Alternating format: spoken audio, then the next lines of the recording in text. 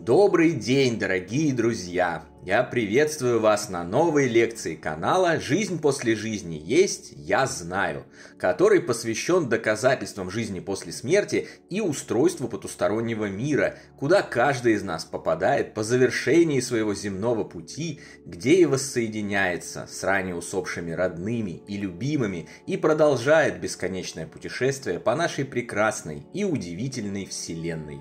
Дополнительную интересную и полезную информацию за пределами лекций, ответы на ваши вопросы о жизни после смерти, мини-влоги о моей жизни и даже приятное и позитивное общение в чате вы найдете в нашем телеграм-канале. Ссылка на него в описании видео и на экране.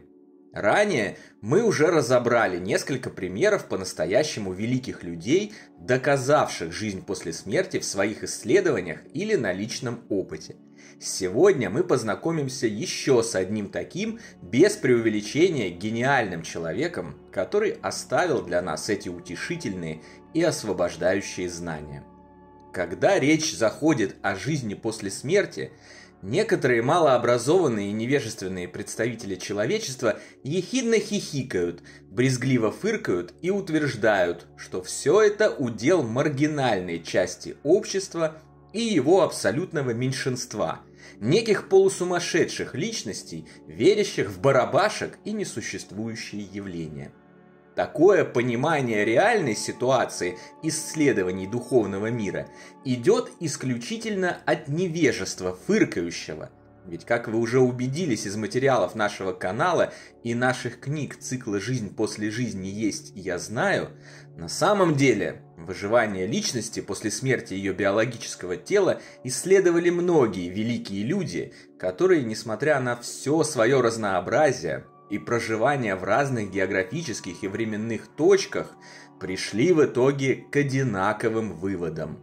Жизнь после смерти совершенно точно существует, как и потусторонний мир, населяемый теми, кто ее продолжает. Сэр Уильям Крукс является особо показательным примером в сообществе таких великих людей, поскольку начинал свои исследования духовных областей Вселенной и духов в них обитающих с абсолютного скептицизма, отрицания и неверия в них. До 1869 года сэр Крукс представлял собой состоявшегося и заслуженного ученого с безупречной научной репутацией, состоявшего в Британском Королевском научном обществе. Он исследовал электрическую проводимость в газах при пониженном давлении и катодные лучи в так называемых трубках Крукса, открыл явление сцинтилляции, изобрел радиометр и спинторископ, устройство, демонстрирующее выделение альфа-лучей под воздействием радия. Будучи прежде всего исследователем-практиком, Крукс с энтузиазмом принял и взял на вооружение метод спектрального анализа, открытый Бунзеном и Кирхгофом.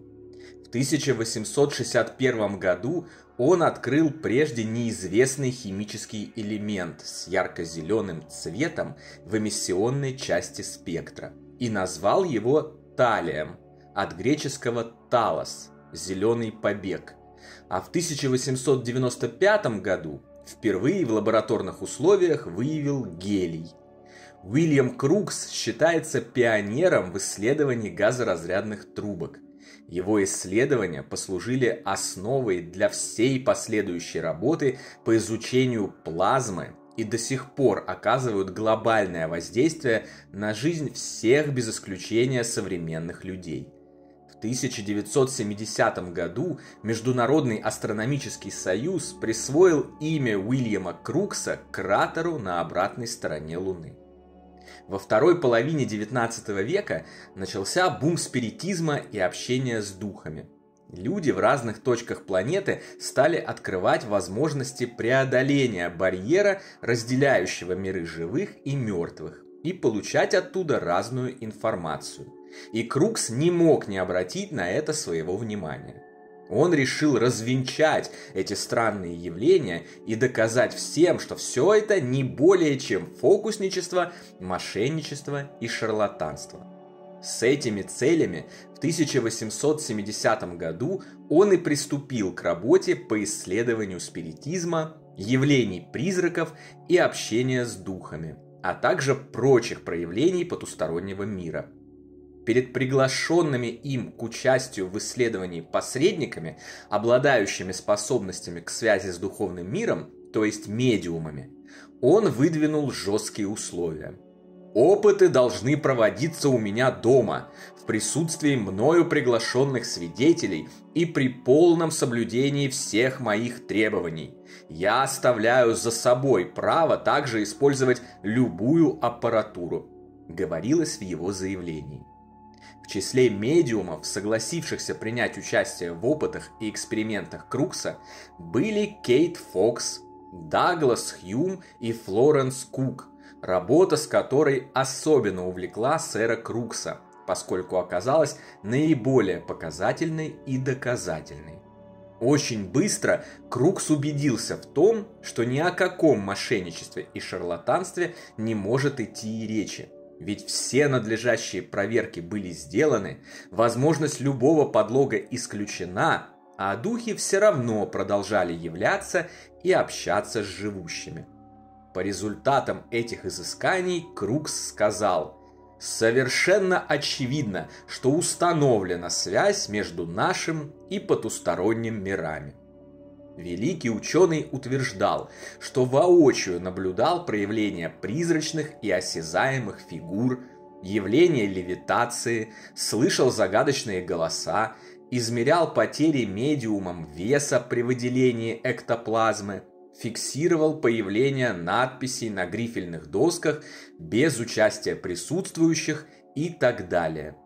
В 1874 году сэр Крукс опубликовал сообщение о проделанной работе, в которой, к удивлению многих, если не сказать больше, заявил, что наблюдавшиеся явления определенно не были результатом мошенничества, иллюзионизма или галлюцинаций, и призвал к дальнейшим научным исследованиям паранормальных явлений.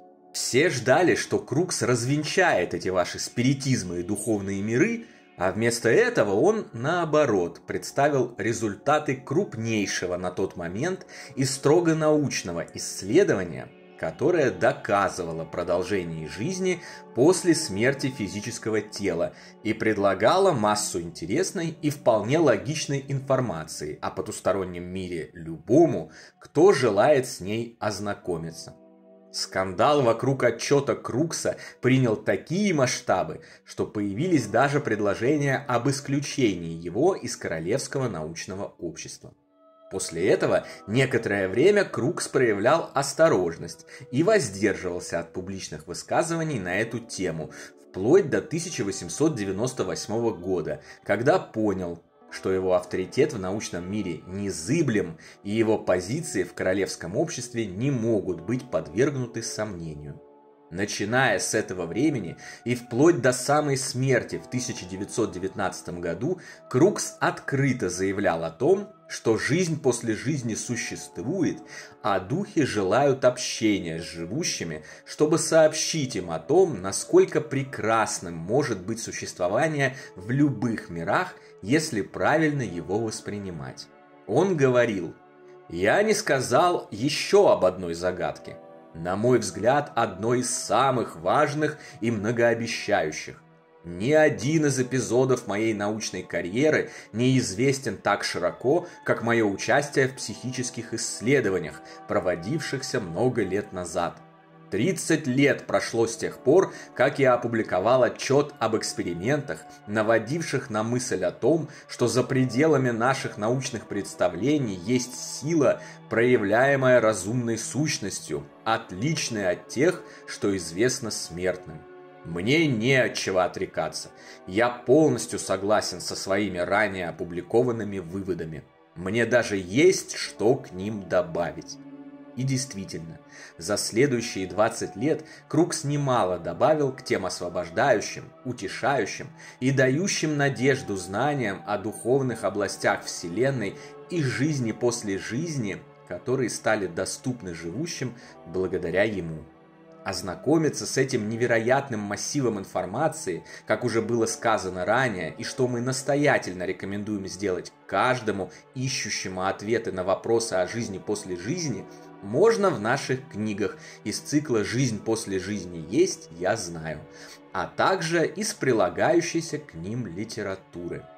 Незадолго до своего ухода из вещественного мира, когда многие ждали от него раскаяния, отказа от убеждений и переобувания на лету перед лицом надвигающейся смерти, Крукс в очередной раз проявил силу своего характера и еще раз уверенно подтвердил результаты многолетних экспериментов и исследований, только добавив им доказательной силы. Я ни разу не менял своего мнения об этом предмете. Я вполне удовлетворен тем, что говорил раньше. То, что между этим и тем миром установлен контакт, истинная правда. На сегодня это все, дорогие друзья. Не забудьте про наш Телеграм. Там интересные публикации и приятное общение с единомышленниками продолжаются постоянно, круглосуточно, без обеда и выходных. Встречаемся на новые лекции здесь же, на нашем канале. А пока всего вам самого лучшего, волшебного и замечательного.